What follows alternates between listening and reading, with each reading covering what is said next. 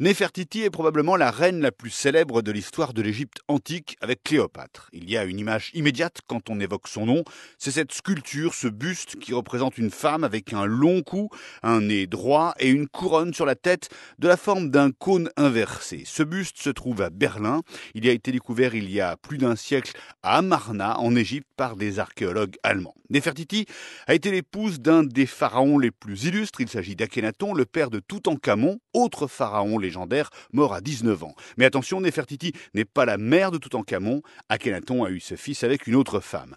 Néfertiti a vécu au XIVe siècle avant Jésus-Christ. Plus précisément, on estime qu'elle a vécu entre 1370 et 1333 avant Jésus-Christ, ce qui veut dire qu'elle serait morte à l'âge de 37 ans. Pendant ce temps, elle a donc été l'une des épouses d'Akhénaton avec lequel elle a eu 6 enfants. Alors pourquoi cette notoriété ? Déjà, la légende dit que c'était une femme d'une très grande beauté. Par ailleurs, c'est une reine qui aurait eu une influence importante, politique et religieuse, sur son époux.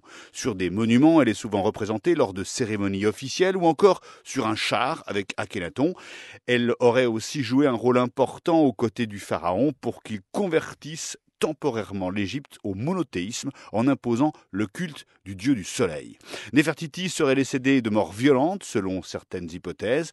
Elle avait 37 ans et n'aurait vécu que 3 ou 4 années après la mort d'Akhénaton.